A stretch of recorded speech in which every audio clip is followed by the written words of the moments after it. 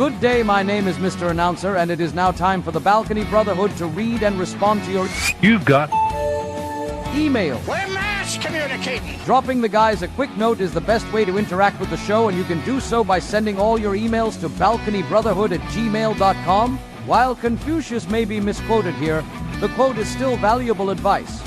The man who asks a stupid question is a fool for a minute. The man who does not ask a stupid question is a fool for life. Gentlemen, it is time to read your emails. Thanks for downloading your January 4th email episode of the Balcony Brotherhood podcast. I'm your host, Tanner Blackart, and joining me today is the man who doesn't just host the show, he anchors it. They say that when this man pours a cup of coffee, it reaches optimal temperature immediately. Out of respect, calendars adjust themselves around his availability, and the only man I trust to open the first inbox message of 2026 without flinching. Let's get into it with Mr. Paul Drake. Number 1. This email reads, Dear Balcony, I really appreciated the episode you did on being an entrepreneur. I've been running my own small business for 4 years now, and some days it feels like I'm holding everything together with duct tape and hope. Hearing you talk openly about the pressure, the fear of failure, the constant need to look confident even when you're exhausted made me feel less alone. Thanks for reminding men like me that building something takes time, and that's okay to admit when we're struggling. Signed, Steve in Michigan. Well, Steve, we're grateful that you reached out. You know, entrepreneurship looks oftentimes glamorous from the outside, but anyone who's lived it knows it's equal parts passion, pressure, and persistence. The days when everything feels fragile don't mean you're failing, they mean you're growing. Keep trusting your vision. Mr. Blackheart, what are your thoughts on this? Steve, thank you very much for writing in, and thanks for staying in the fight. Anyone who's actually built something from the ground up knows exactly what you mean when you say duct tape and hope. Entrepreneurship isn't a straight line. It's a long series of adjustments made under pressure, and usually while you're pretending you're more confident than you feel. And this is the part that matters. The days that feel fragile, they're not evidence that you're failing. They're proof that you're stretching. Growth itself rarely feels secure while it's happening. And you don't have to be invincible to be effective. You have to stay honest, persistent, and keep showing up when quitting would be easier. You're not behind, pal. You're in it. Number 2. Hey, and this email reads, Hi, Paul and Tanner. I wanted to thank you for the episode when you talked about whether men need a college degree to be successful. I didn't finish college, and for years, I felt like it was putting a ceiling on my life.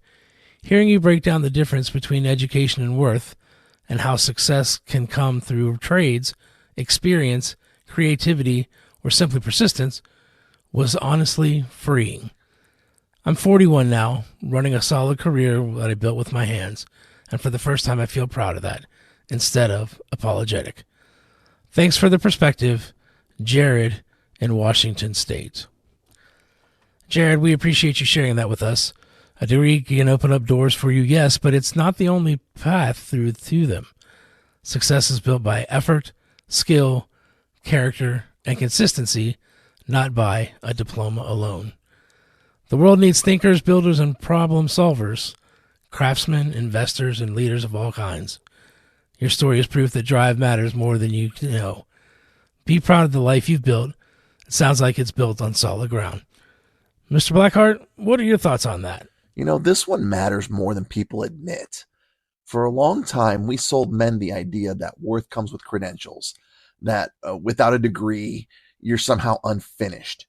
But education and intelligence are not the same thing, and neither one guarantees character. What you've built with your hands, your experience, your consistency, all of that counts. In fact, it counts because it was earned the hard way. A diploma can open doors, yes, we know this, absolutely. But staying in the room requires discipline, reliability, and skill, and clearly you have those. You don't owe an apology for the path that you took. Pride is appropriate when it's grounded in effort, and yours, it certainly is. Number 3. And this email reads, Dear Balcony Brotherhood, I really enjoyed your episode about the importance of manners in today's world. Seems like common courtesy has taken a back seat to speed and convenience, and I catch myself slipping into that same rush. Hearing you both talk about how small gestures, opening a door, saying thank you, showing patience, can set the tone for how men move through the world really stuck with me. I've been trying to be more intentional this week, and it's amazing how different people respond to you when you lead with respect. Thanks for the reminder, Mark in Pennsylvania. Mark, thanks for listening and putting those ideas into action. Manners aren't outdated. They're a quiet form of leadership. When men choose courtesy, we create space for calm, dignity, and respect in places that you desperately need it. Mr. Blackheart, tell us your thoughts on that. What I love about this email is that it's deceptively simple. Manners, they're not about being polite for polite's sake. They're about how a man moves through a shared space. Courtesy is leadership without a microphone. Holding a door, saying thank you, slowing down when you don't have to. Those choices set the tone, and tone matters more than volume ever will. You're seeing the results already because respect tends to invite respect. Not always, unfortunately, but often enough to matter. So, keep leading quietly because this world, it needs more of that. Number 4. Going through puberty.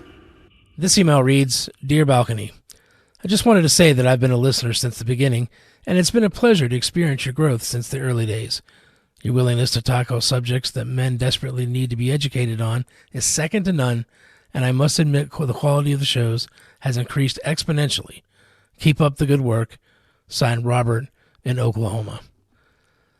Thanks, Robert, for the kind words. We certainly have come a long way from the pilot episode. The search for ways to improve men's lives is constant, and we appreciate folks downloading our takes on that journey. Mr. Blackheart, why don't you add a little bit more there?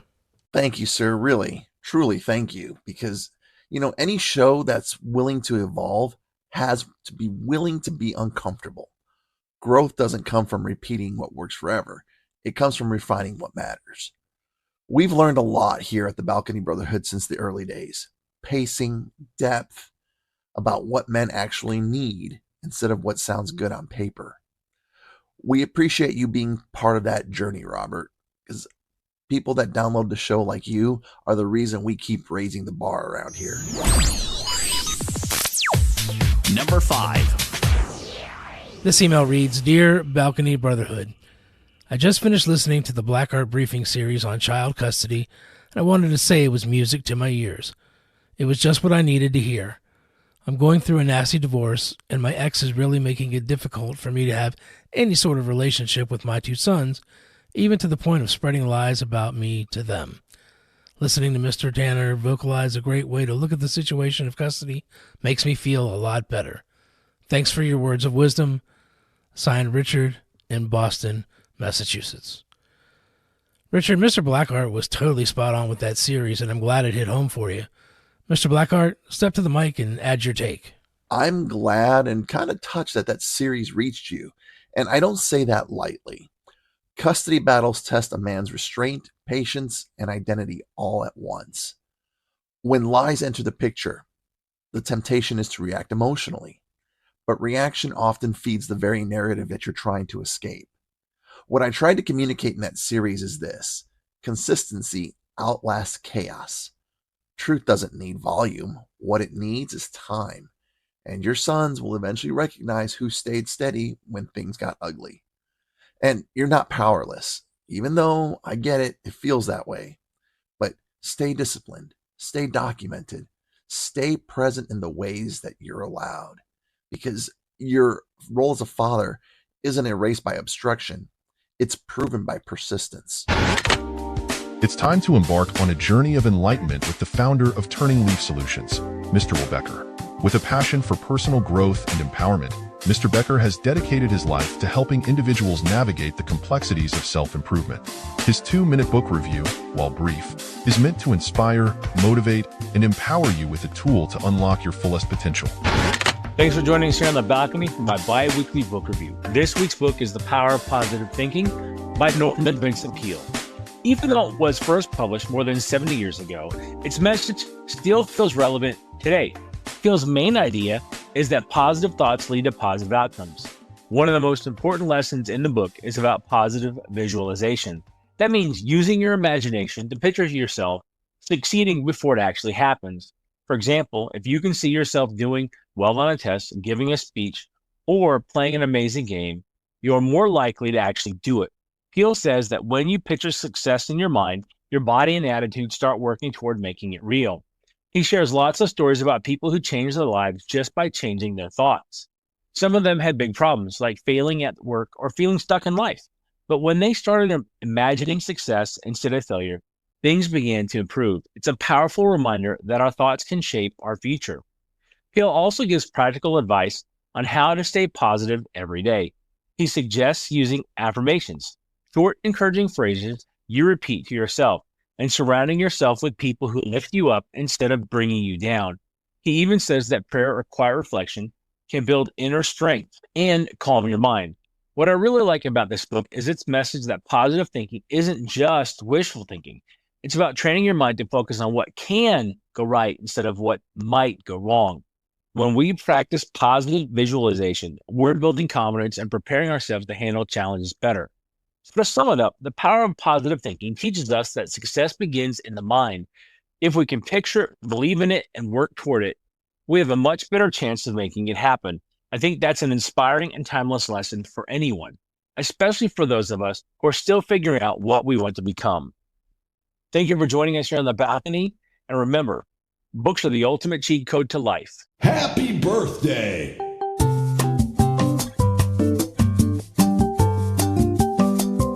And it's time now for your celebrity birthday breakdown. Let's see who's getting a little bit older in Hollywood this week. Start off with actress Diane Cannon. She is 85 years old. Comedian actor Dave Foley. He is 61 years old this week. Actor Bradley Cooper, 49 years old this week. British actor and comedian Rowan Atkinson, known as Mr. Bean, he's turning 70 years old. And finally, Baltimore Ravens quarterback Lamar Jackson is 28 years old this week. And that's your celebrity birthday breakdown for this week. For Tanner Blackheart, I'm Paul Drake. The balcony is now closed. Thank you for downloading the Balcony Brotherhood podcast. The information shared by your hosts is for informational and entertainment purposes only and should not be considered professional advice. Opinions expressed by the hosts and guests are their own and do not necessarily reflect the views of affiliates or any platform on which you get your pods. We encourage you to do your own research or consult with a qualified professional regarding any of the topics discussed on the show. While the gentlemen strive for accuracy, we cannot guarantee all information shared is current or complete. Remember, this podcast is meant to spark conversation and share ideas. Stay curious and always ask questions. Don't forget to like and subscribe so you do not miss an episode. Until next time, my name is Mr. Announcer, encouraging you to be the best person that you can be. Cheerio and Hakuna Matata. Do you understand how absolutely insane it is for them to be allowed to take a perfectly good asset and intentionally destroy it just so they get a tax write-off? It shouldn't even be legal. This literally undermines the entire concept of capitalism, okay? And I'm not bashing on capitalism. I'm the most hardcore capitalist you'll find in your entire life. But logically speaking, the entire proposition of capitalism is like, okay, you're an entrepreneur. You're going to take your own money, your own time. You're going to pour your blood, sweat, and tears into this project, your vision, and you're going to create this product, and then you're going to take it to market, and if it goes well, you deserve to make a ton of money because you're the one that footed all of the risk, and that's why we can justify millionaires and billionaires inside of society. That's the logic, whether you agree with it or not. Okay, but the flip side of that is if you take the risk and pour your blood, sweat, and tears into a project and it doesn't go that great, guess what? The end. You don't get to hit backspace and delete history. Huh. Don't forget to like and subscribe. Like and subscribe.